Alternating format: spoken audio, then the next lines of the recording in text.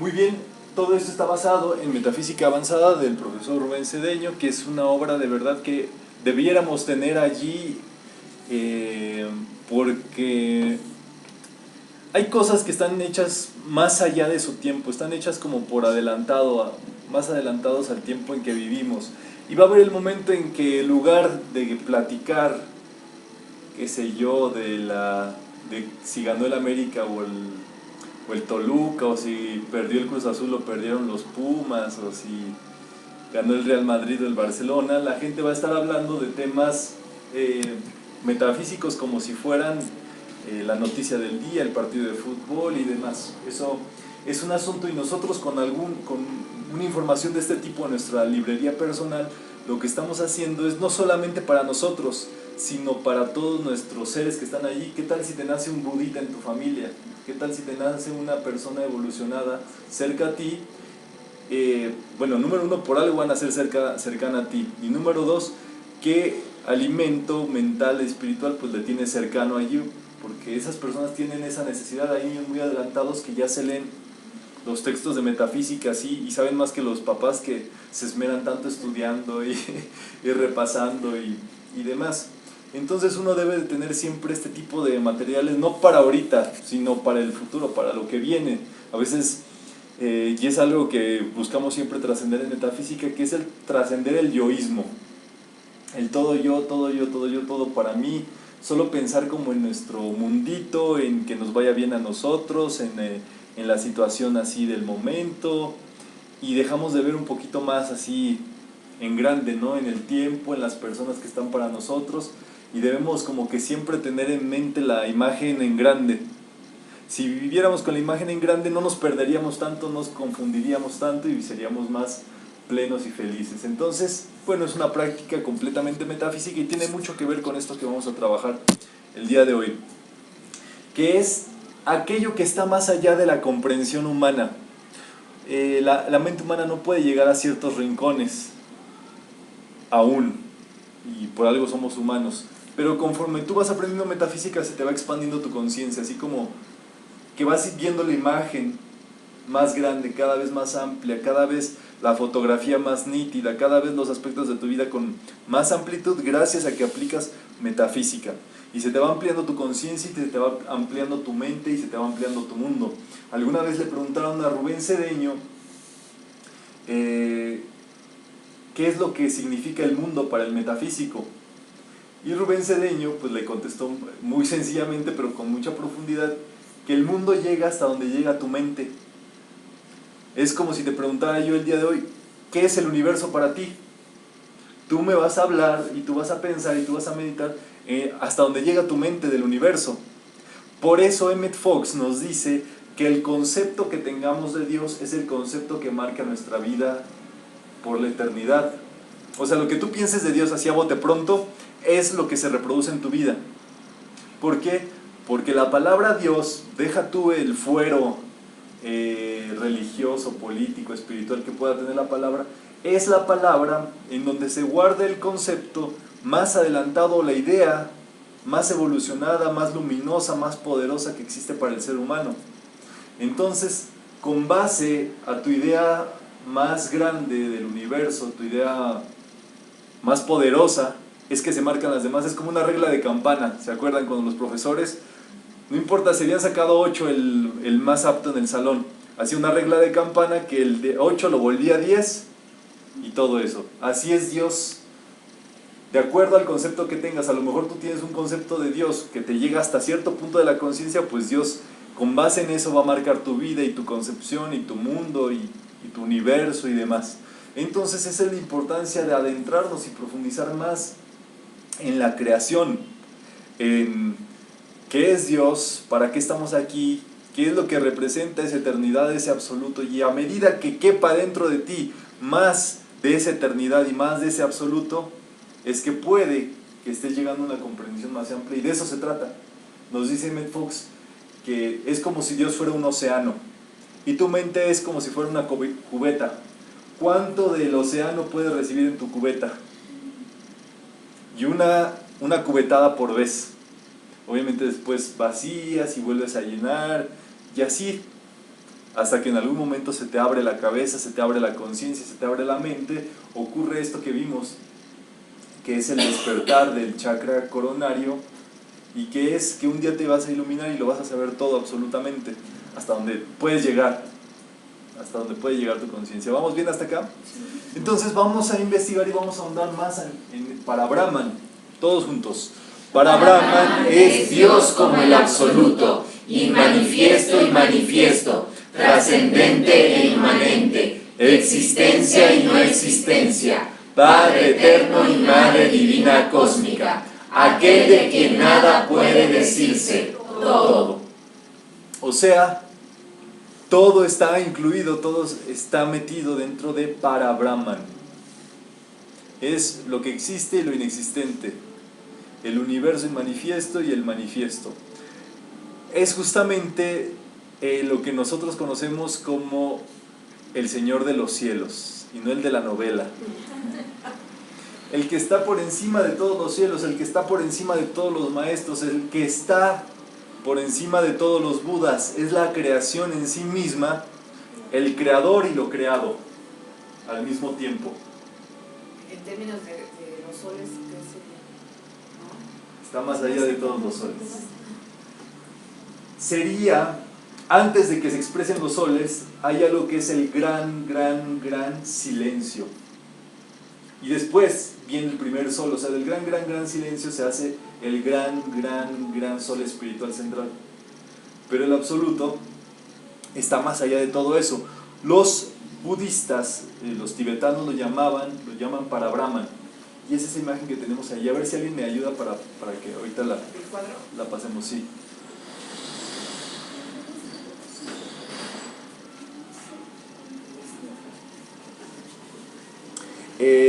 Que es justamente lo que tenemos que comprender, ¿verdad? Aquí está Parabrahman.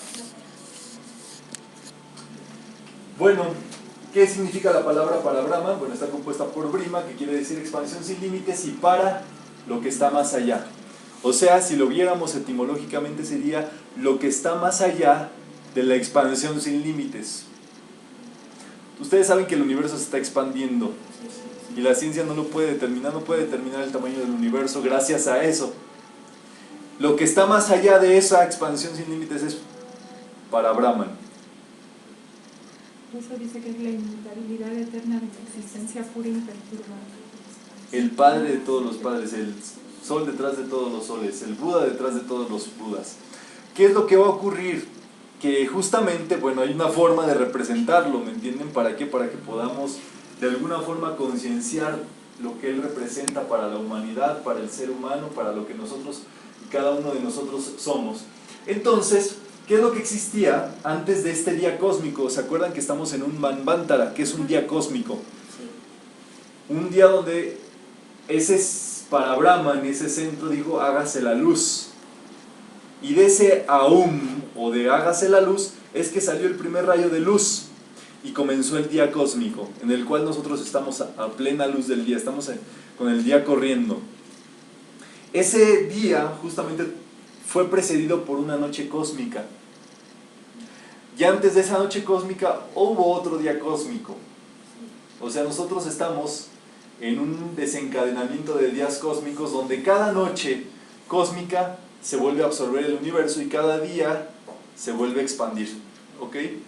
Entonces, el gran silencio antes de la creación es justamente el pralaya, y es donde está el mula prakriti, que es la sustancia primordial de la creación. O sea, que todo era sustancia, la sustancia insondable del abismo, si lo queremos ver, la sustancia de lo que todo está hecho.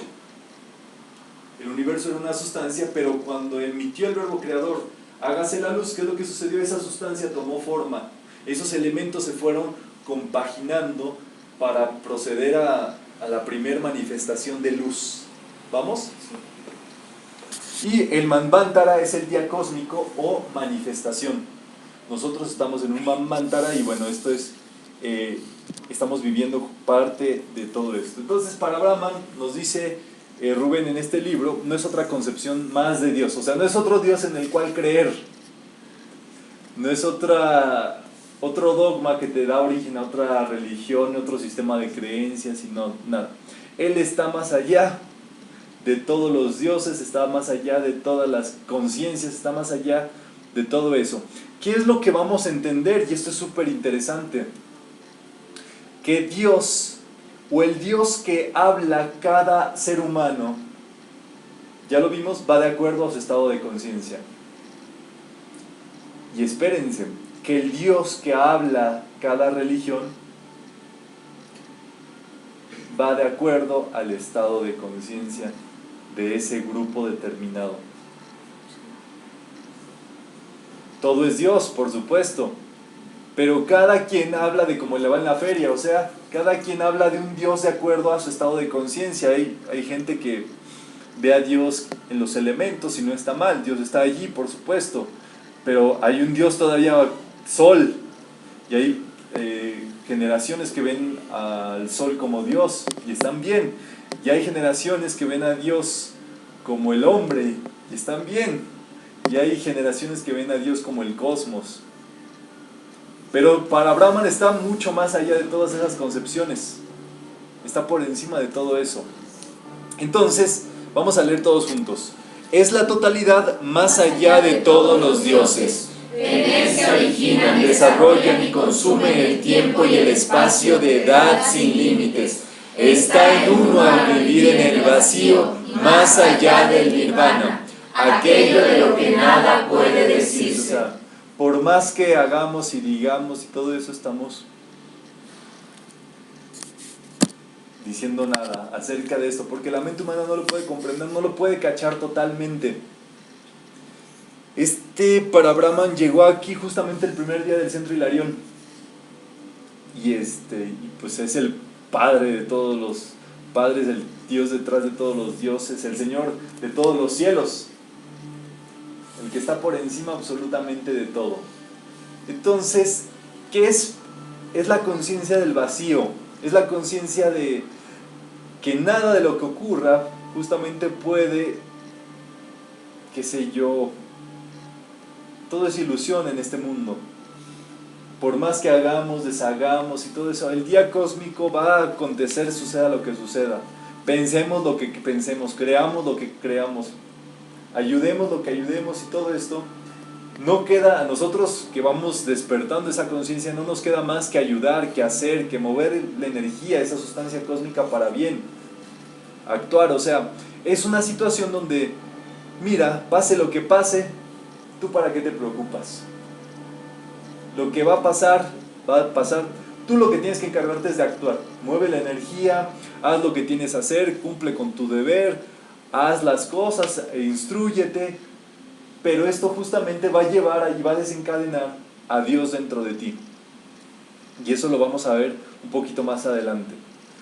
Pero uno tiene que vivir en esa conciencia del vacío, en esa conciencia de tranquilidad, de paz, de estar más allá del bien y del mal, porque en la inmanifestación todavía no existe la dualidad. En la inmanifestación está el vacío. Entonces un problema, una situación discordante y desagradable en nuestra vida es ilusión, es ilusoria.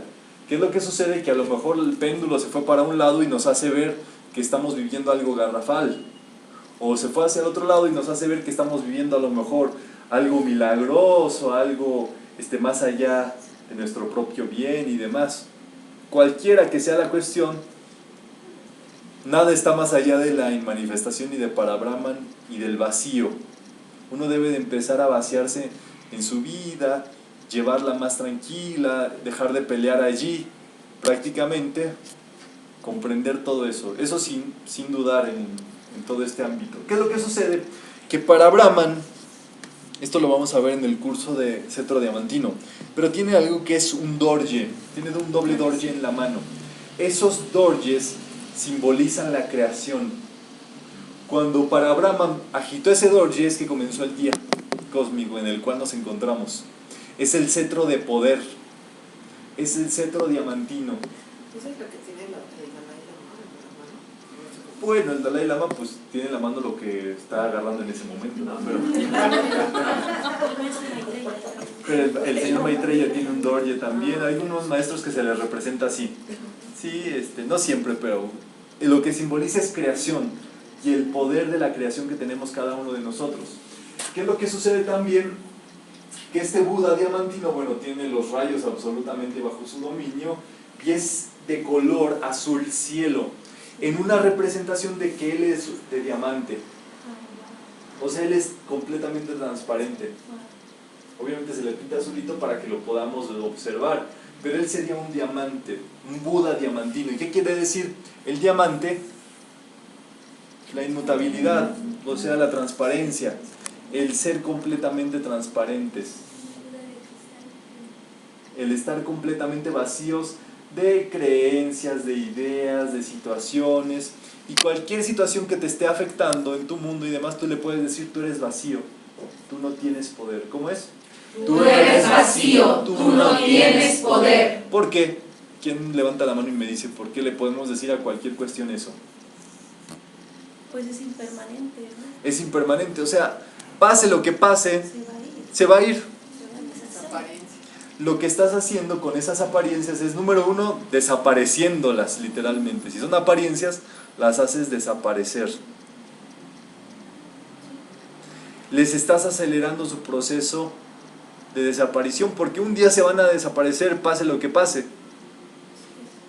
Pero estás acelerando todo ese proceso y tienes que ponerte allí con esa situación. ¿Cuál es el asunto? El ser humano ha traído a su mente, a sus sentimientos, a sus pensamientos un sinnúmero de creaciones, de ideas, de vibraciones, y son como ondas que están allí, que llegan a ti, y si tú les tienes cierta aceptación, te prensan. Si tú no tienes ninguna aprehensión con ninguna de ellas, lo que va a suceder es que tú les vas a decir: desaparécete, eres vacío, eres nada, devuélvete de donde viniste. Y tú tienes que hablarle en energía. Recuerden que todo tiene vida por principio de vibración. Una situación, a lo mejor que no está bien en el hogar, es una situación que puede ser una idea, pero es una situación que tiene vida, tiene vibración. ¿Y qué es lo que va a suceder? Que tú, por medio de tu pensamiento, te vas a conectar con ella. Tú, por medio del decreto, vas a ordenarle que se transforme. Y le vas a decir: tú eres vacío, tú no tienes poder, desaparécete, devuélvete a la nada, tú eres nada. Pero eso es mejor que utilizar la llama violeta, porque por ejemplo algunos decretos de llama violeta dicen que regrese como bien o que se transforme, que se transmute. ¿Es mejor eso? ¿Tú te acuerdas? Bueno, en los discursos del maestro Saint Germain viene, pero el maestro Saint Germain lo explica de una forma bien interesante. La llama violeta es el fuego sagrado de Dios. En algunos discursos y todo eso, el maestro nos explica que la llama violeta es el fuego sagrado de Dios, es lo que domina el sistema. O sea, es la sustancia de aquí para allá y de allá para acá. Es lo que es considerado la antimateria, pero lo abarca todo. Está absolutamente en todas partes. Entonces, esa partícula del fuego sagrado de Dios, ¿qué es lo que ocurre? Es la llama violeta, pero es la sustancia primordial antes de que el universo fuera hecho. Entonces, cuando tú decretas el vacío, cuando tú decretas que se vaya todo allí, estás decretando la llama violeta. O la llama violeta lo que hace es que devuelve todo al vacío. El vacío es la máxima transmutación de todo, cuando todo desaparece. Y todos vamos a llegar a ese punto de transmutar tanto que mandemos esa cuestión a esto que les he platicado, que es el vacío o la banda del olvido, que les vuelvo a decir que no es una banda sinaloense ahí que van a encontrar sus discos. Es la banda a la cual se va todo después del vacío, todo se olvida, todo desaparece. Por eso justamente uno tiene que comprender el absoluto, y esto es justamente lo que se denomina cósmicamente el umbral absoluto. Es justamente tener conciencia tanto del absoluto que todo es vacío. Y eso va a llevar y eso es lo que pasan meditando los monjes tibetanos todo el tiempo. todo, absolutamente todo el tiempo en el vacío, en el vacío, en el vacío, en el vacío. Y cuando ellos descubren que todo es vacío es cuando tienen control sobre la materia y sobre los elementos y sobre todo. Pero al dominar el vacío, o sea, si es vacío como tal, ¿se puede entonces llenar de otras cosas, de bien? El vacío está antes del bien y del mal, ¿me entiendes? Cuando ya este vacío, y esto lo vamos a ver un poquito más adelante, el vacío es el Padre, está desaparecido. El Padre tiene una situación. Para ser padre, número uno, tiene que tener un hijo. El hijo somos nosotros. Pero para que haya un hijo y tenga padre, tiene que existir una madre. La madre es la manifestación. Cuando el padre pone su semilla en la manifestación, es que comienza justamente la dualidad. El blanco y el negro, el oscuro y el claro, masculino y femenino y demás, pero solamente en el vientre. El Padre es para Brahman, el Padre absoluto, el Padre eterno, más allá de todos los Budas, más allá de todos los maestros. Y justamente el Padre en algún momento produce la manifestación, pero a través de la Madre. La Madre por eso es la manifestación, la Madre Tierra. Entonces nosotros vivimos en el vientre de la Madre Divina Cósmica. Y aquí es donde se maneja todo en dualidad. Pero en el Padre eso no existe. Eso nos lo hemos creado nosotros.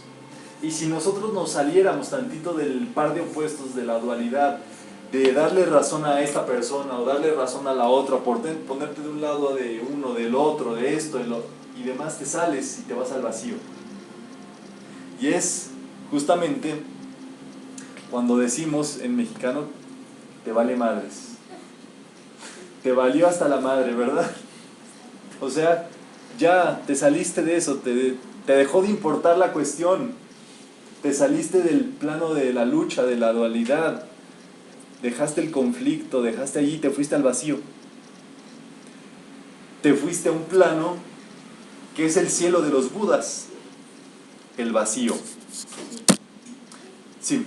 Entonces, sí, así para entender si viene a mi mente, para Brahma está más allá del gran silencio, gran silencio, está más allá.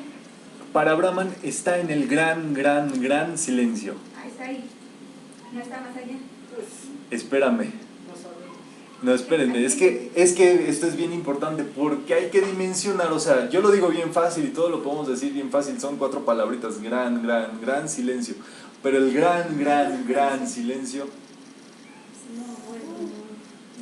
es lo que está más allá de la expansión sin límites que conoce el ser humano. Pero, ¿y para Brahma está dentro del gran silencio o más allá? ¿Más allá? Eso es lo que quiero así separar, más allá del gran. ¿Y allí donde piensas que es? Sí.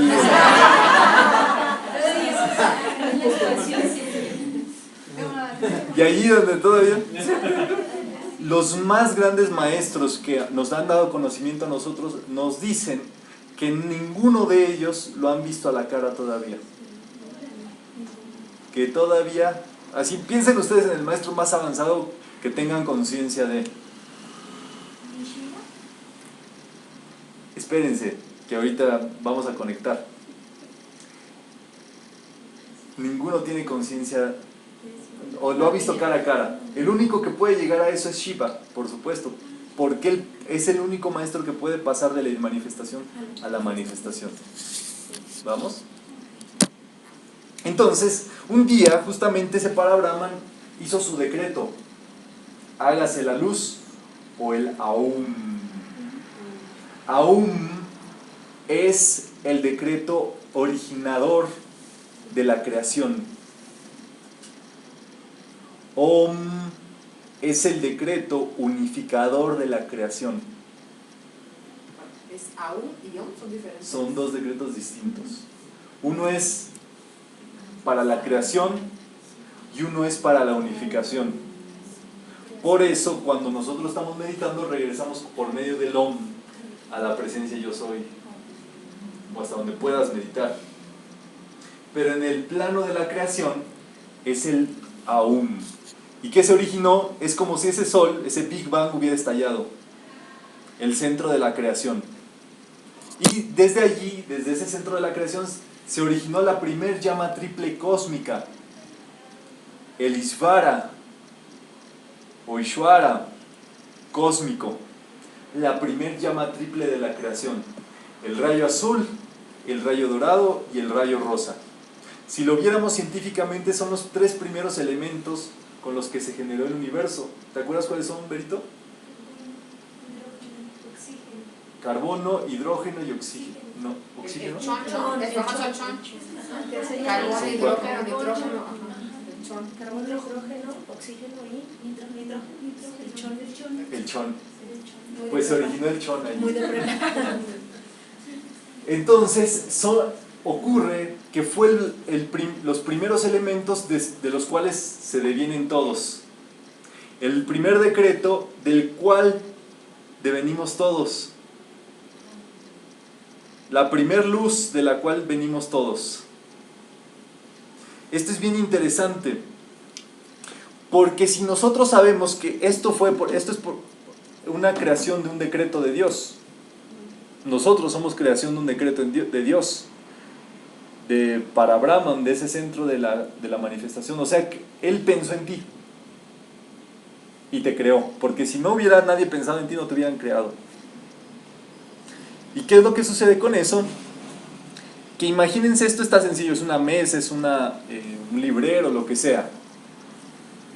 Piensen ustedes en cualquier situación que pueda estar por allí discordante, cualquier tráfico malévolo, cualquier situación dificultuosa, tortuosa y demás. Todo está dentro de este mismo decreto originador. Todo fue parte de ese mismo decreto que sigue expandiéndose, sigue vibrando en el universo. ¿Cuál es la situación de esto? ¿Por qué habríamos de ver el mal donde hubo un decreto originador hecho por Dios y de bien? Allí está la tarea del metafísico, devolverle la conciencia de Dios a esa situación. O sea, Dios ya está allí, pero no has visto el bien, y como estás pensando negativo, no estás bendiciendo el bien oculto de esa situación, y cuando tú bendices el bien oculto de esa situación, te das cuenta que lo que estaba detrás de esa situación que ocurrió fue el primer decreto.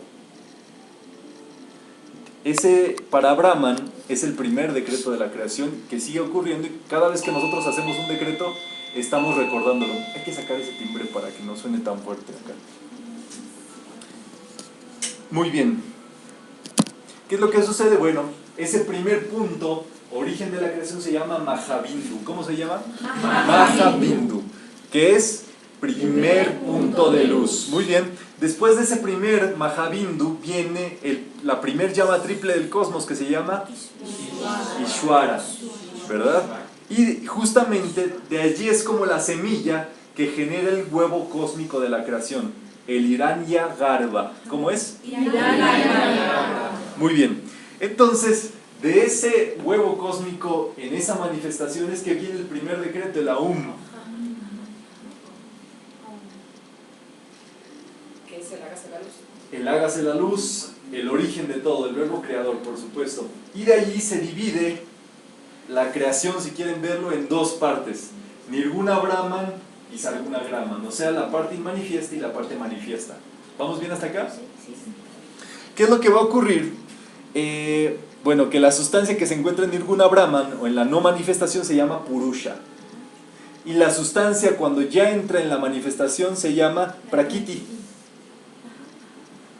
y Jiva es la vida divina dentro de la madre divina cósmica. Vamos, entonces ahí estamos.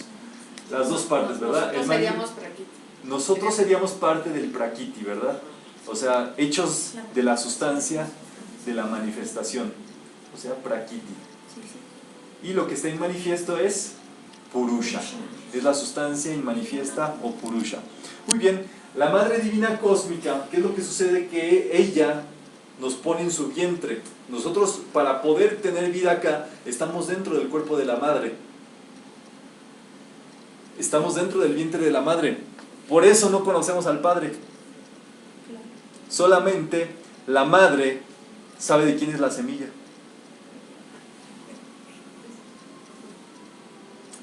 Solamente la madre sabe quién es el Padre. Ahí nada. El sorullo, ¿verdad?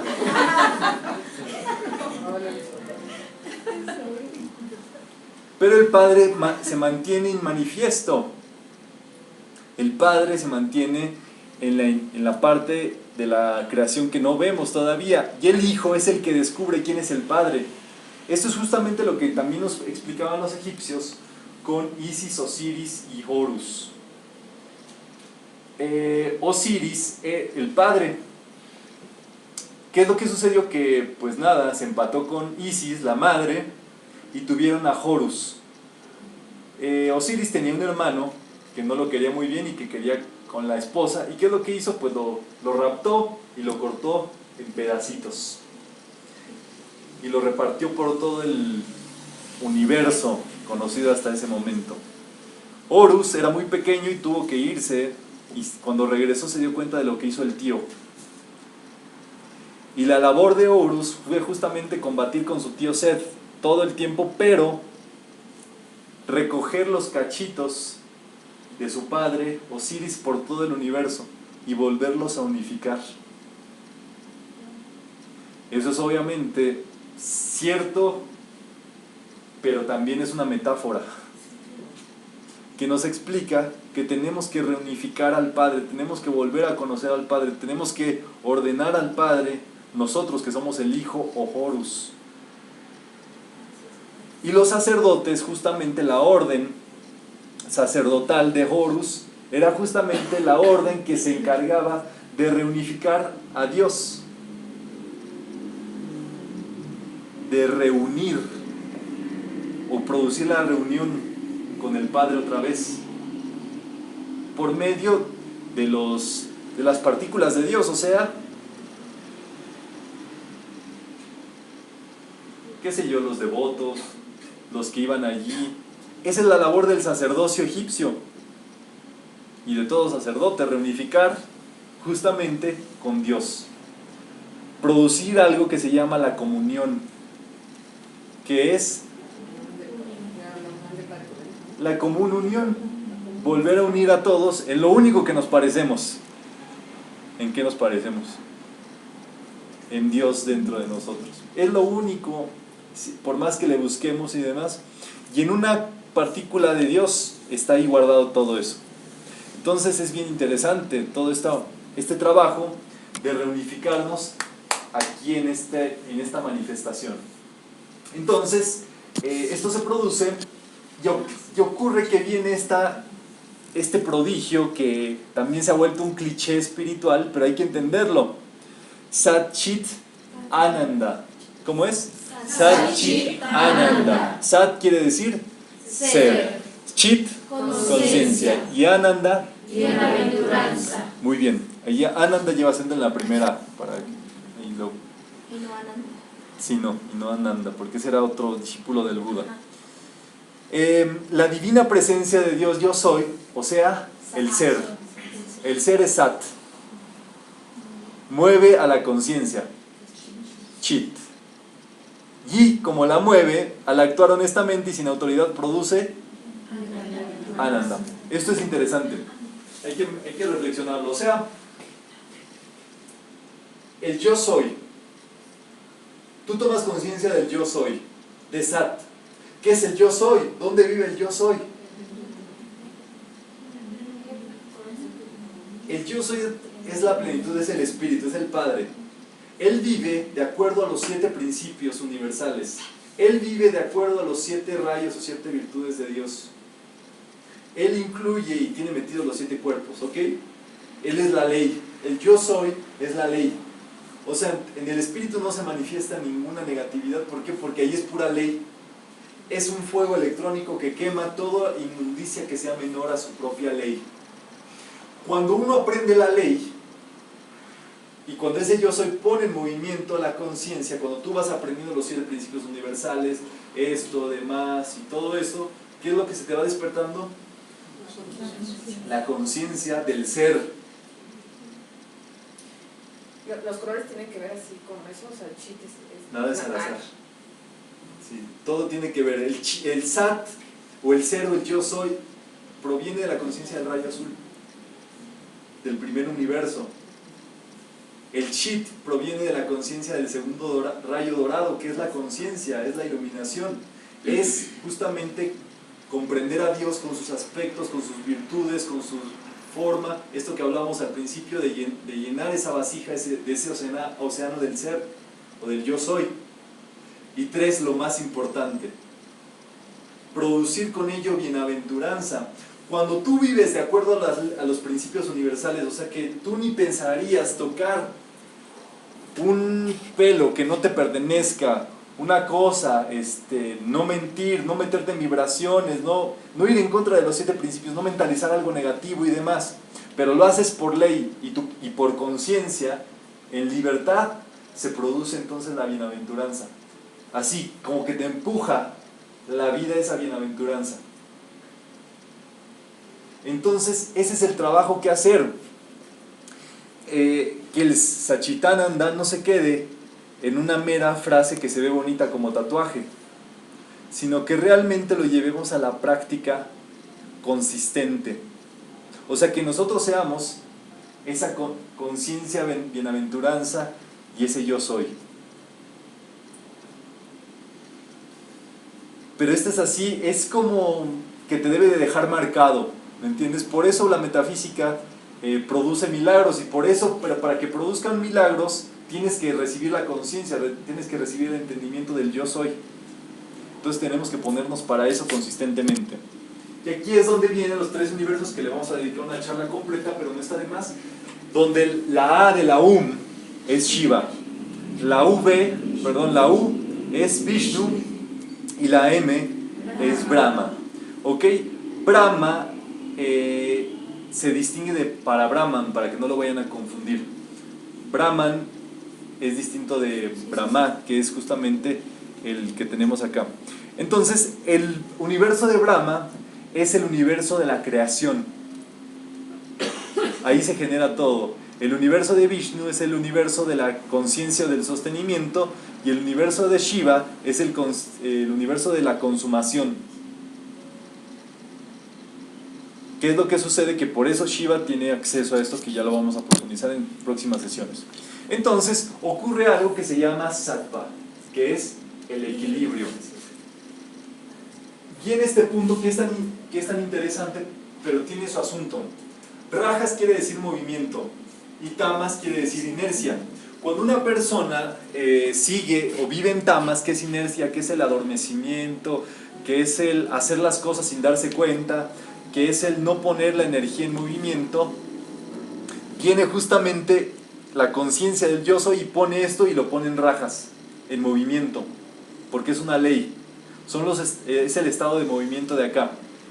Entonces, cuando se produce rajas y tamas, al mismo tiempo se produce el equilibrio, que es sattva. Pero esto es bien interesante.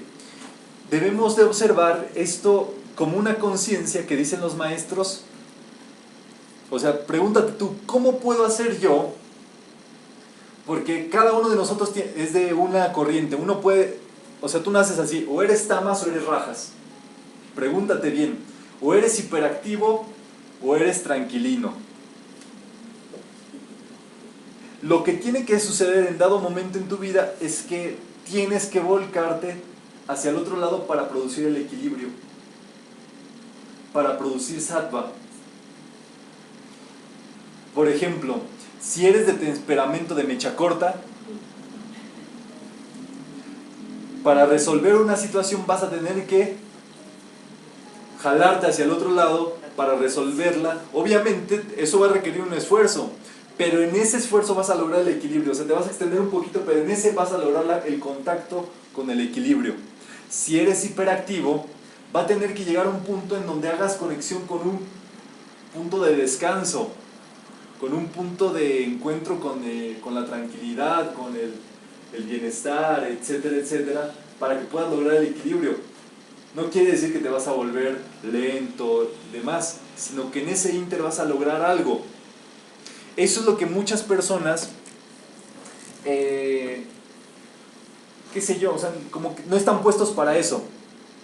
O sea, una persona dice, ¿sabes qué? Es que yo soy así, y así yo puedo, y así las puedo, y así yo resuelvo, y todo está perfecto. Y así me voy a morir. Y así me voy a morir, y todo eso, nunca voy a cambiar, y etcétera. El asunto es que la naturaleza te va a obligar a cambiar, si tú no cambias. Es que de una encarnación de mucha cosa, viene una de descanso. De una encarnación activa viene una pasiva, si tú no te equilibras. Si tú llegas a lograr el equilibrio en esta encarnación, tus siguientes encarnaciones van a ser de equilibrio. Pero si tú vives en un polo, a la siguiente encarnación naces en el otro. Y es por eso que el ser humano usualmente encarna una vez como hombre y a la siguiente como mujer. Hombre, mujer, hombre, mujer, hombre, mujer.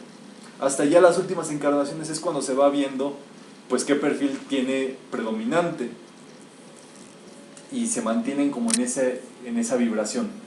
Pero los maestros explican esto como una conciencia que debemos de tener en mente de que hay que apresurarse despacio.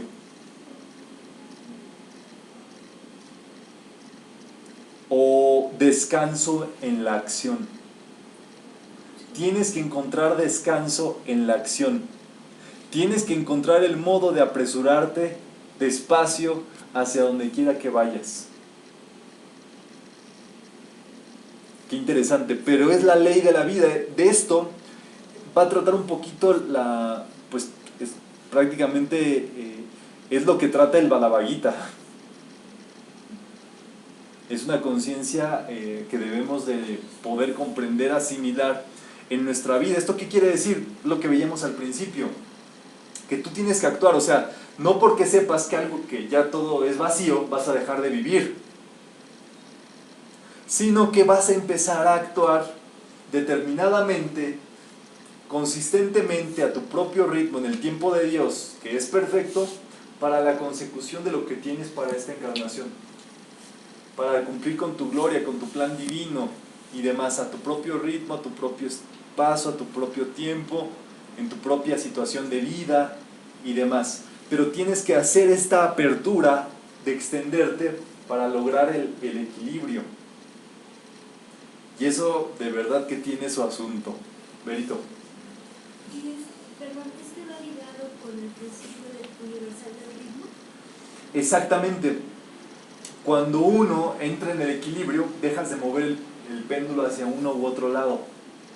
Y cuando tú dejas de mover el péndulo hacia un lado o hacia el otro, es cuando comienza la ascensión del péndulo. O sea, ya el péndulo sube, sube, sube, sube. Y entre más arriba es menor el movimiento, la oscilación del péndulo. Entonces, esto es como que cada quien lo debe de practicar en su vida. Es un equilibrio que siempre obviamente es lo más sano, es lo más congruente y que cada quien sabe cómo llevarlo a cabo. Pero debemos de estar en esa apertura de equilibrio. Es preferible, o sea, entre rajas o tamas es preferible rajas, o sea, moverse. Mata y luego averigua, y luego te ocupas a ver si lo hiciste bien o no.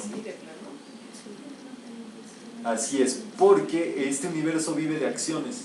Bueno, en donde nosotros vivimos esto vive de acciones. Nuestra acción es justamente la forma en que transformamos este mundo. Entonces es la fórmula, o sea que no teoricemos tanto. Por eso uno aprende metafísica. Cuando estás estudiando metafísica es allí que estás recibiendo la iluminación. Ya después de que recibiste la sesión, actúa.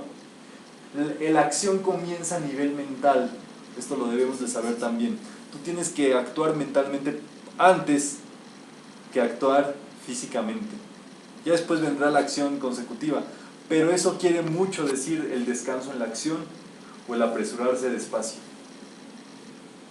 Es trabajar desde otro plano. ¿Vamos? Entonces, bueno, no sé si tengan alguna duda al respecto de la sesión de hoy. ¿Todo muy claro? Sí. Por eso es de que en la representación de estos seres es asexuada, ¿no? Lo que comentábamos en alguna ocasión, porque ya no hay masculino ni femenino. Sí, totalmente. Desaparece cualquier tipo de manifestación que puedas decir es que es hombre, es que es mujer, es que es su pareja, esto, es que... No, eso desaparece en algún punto de la manifestación. Deja como de importar todo ese asunto. ¿Vamos bien hasta acá? Sí. Una pregunta, ahorita que dices eso, una de mis sobrinitas a veces dice que es niño y a veces dice que es niña. ¿Ya los niños de ahora ya traen esa conciencia o por qué lo dice? Y lo dice y a veces dice, ahora soy Miguel y ahora soy Luz Helena. O sea, ella lo dice y a veces actúa como niña y a veces actúa como niño. Entonces eso también en la escuela le ha ocasionado problemas Sí. a mi hermana. Sí, por supuesto. Pero ella es normal y ella se siente feliz. O sea, Sí, es algo que cada vez se va a ver más, o sea, siempre ha ocurrido, por supuesto, o sea, pero es algo que bueno, en las escrituras está determinado como los eunucos, o sea, que nosotros lo podemos ver como estos, los andróginos, ok, que son seres que tienen el mismo componente de elementos masculinos y el mismo componente de elementos femeninos dentro de sí. Hormonalmente hablando, ¿no? Pongámoslo en todas las ramas, mental, emocional, hasta físicamente puede producirse que tengan pene y vagina al mismo tiempo. Imagínense, un ser humano tan completo que tiene el aspecto masculino y femenino dentro de sí. Esto es ¿cómo decirlo? Es algo que debemos entender a nivel mental. ¿Qué pasaría si nosotros tuviéramos nuestro elemento masculino y nuestro elemento femenino equilibradamente? Empezaríamos a crear algo que han logrado algunos genios, ¿verdad? Que es número uno, creación desde el equilibrio.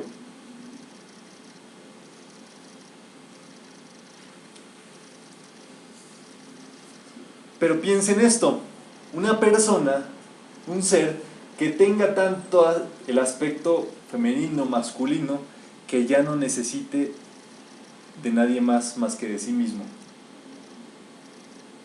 O sea, de su yo soy, que esté contento con sí, que no esté buscando su complemento, su media naranja por allí y demás, sino que esté completo dentro de sí. Esto es una analogía de los eunucos, ¿me entienden? O sea, estos son metáforas o son asuntos que se pueden manifestar físicamente, pero que son cosas que en algún momento debemos de llegar dentro de nosotros. En un momento, psicológicamente hablando, tú tienes que ser tu propio padre y ser tu propia madre, dentro de ti. Cuando puede ser que uno tienda a ser o muy paternalista o muy así, cuchillito de palo, así que esto es así, o sea, intransigente, que nadie pueda contra ti, que no confías y todo eso, o sea, o que te vuelques del otro lado, del lado amable, de no, déjalas pasar, esto, el otro, puro corazón y todo eso. Va a llegar un momento en que tienes que lograr el equilibrio y tienes que lograr la buena hondez de la mano con la ley. Eso es lo que mucha gente no le entiende a los sabios o a los maestros. Dicen, pues Jesús era amor y todo eso, y no se explican y no suelen meditar un poquito en el pasaje donde agarró un látigo y sacó a gente a latigazos del templo. Obviamente, algo hay que entender en esos pasajes. Tanto la ley como el amor combinados nos dan el equilibrio, que el equilibrio es la sabiduría, es la conciencia. Ya pasamos una era del rayo azul, ya pasamos, o un conocimiento de Dios por medio del rayo azul de la ley, ya pasamos al conocimiento de Dios por medio del amor. Ahora lo que toca es compaginar la fuerza de Dios con el amor de Dios. Y solamente eso va a ocurrir por medio del divino intermediario, que es la sabiduría, el Hijo. Y ese es el equilibrio que tenemos nosotros que llevar. Y en ese equilibrio se puede llegar al vacío. Pero si uno se va hacia un lado o hacia el otro, no vamos a encontrar nada del vacío. Por eso, donde quiera que hay campanas, y los tibetanos manejan las campanas tibetanas como una cierta adoración. Cuando suena la campana, lo que produce es el vacío. Es el sonido dentro del vacío que se está expandiendo. Aparte de que es un elemento de transmutación, donde quiera que pase una campana se está purificando la mente, los sentimientos, etcétera, etcétera. Por eso, ¿cómo pasan los de la limpia, los de la basura? Por correspondencia, ¿verdad? Cada quien tiene como su propio sonido, su propia vibración, pero el asunto es que eso te va a llevar al vacío. Y por eso ellos meditan con campanas. No para decir, ay, qué bonitas suenan, se sienten como en el cielo y todo. No, porque te conectan con el vacío. ¿Vamos? Y en metafísica, ¿cómo se podría explicar los hoyos negros? Porque hay luz y hay todo, hay expansión y el hoyo, los hoyos negros. No entrar en cuestiones muy científicas, ¿no? Pero con metafísica, ¿cómo lo podemos explicar? Sí, es justamente la clase para preguntarlo y para explicarlo. Todo lo que viene a la manifestación, ¿de dónde salió este planeta? ¿De dónde salió este sistema? De estrellas. Ok, soles. Un sol da origen a otros soles, que a su vez dan origen a otros soles, y así el cosmos fue acrecentándose. Llega un momento en que las mismas estrellas se van absorbiendo a sí mismas. Hasta el punto tal que no solamente ellas se absorben a sí mismas, sino que empiezan a absorber todo lo que está a su alrededor. Todas las estrellas que están a su alrededor. Es cuando cumplen su ciclo de vida, ¿no? Cuando cumplen su ciclo de vida y del sistema. Hablamos en un principio de venir a la manifestación. ¿Cómo venimos a la manifestación? Por medio de la luz, por medio del decreto, por medio de la expansión de soles. ¿Cómo vamos a regresar a la inmanifestación? Justamente cuando las estrellas crean tanta gravedad que se absorben a sí mismas y vuelven a regresar al vacío, a la inmanifestación, al centro donde todo tuvo origen. Los hoyos negros son la forma en cómo lo manifiesto regresa a lo inmanifiesto. La respiración, ¿qué tiene que ver con el gran vacío? Mira, el proceso de respiración en sí es un proceso cósmico. O sea, ¿qué les quiero decir? Que vamos a respirar, estemos aquí o seamos una estrella. Pero cuando seamos una estrella vamos a respirar diferente, ¿no? El asunto es que esos 4 pasos de la respiración, del santo aliento, de la respiración, del prana y demás, son el método en que las estrellas respiran. Ellos tienen un proceso de inspiración, tienen un proceso de absorción, tienen un proceso de expansión y tienen un proceso de proyección. En algún punto de todos esos es que se produce tanto la absorción como el regreso y como la expansión. Entonces es un proceso vital cósmico. Por eso se estudian del Sol esto que son las manchas solares y estos periodos donde tiene una acción radiatoria muy fuerte, que dicen que confunden satélites y todo eso. Es que el Sol está respirando, está lanzando sus elementos, está proyectándolos, y por supuesto que son de una altísima vibración. Entonces uno necesita respirar siempre, siempre, siempre. Y esto es algo que pues es bien interesante. que tú puedes respirar a Parabrahman, que tú puedes, como estrella en potencia que eres, como chispa divina que tienes el potencial de absorber alguito de la conciencia de Parabrahman por medio de la respiración. Por eso es una técnica de aprendizaje moderno, y no solo de aprendizaje, es una cuestión de radiación potentísima que todavía el ser humano no ha encontrado todos los alcances que tiene la respiración. Se aplica para el Reiki muy generosamente y bondadosamente, pero es apenas eso, la puntita de lo que puede hacer una persona respirando. Porque allí donde está tu mente, ahí estás tú. Aquello donde está tu mente es lo que estás inspirando. Estás proyectando y estás expandiendo. Por eso es tan importante la meditación y la respiración en todos los niveles.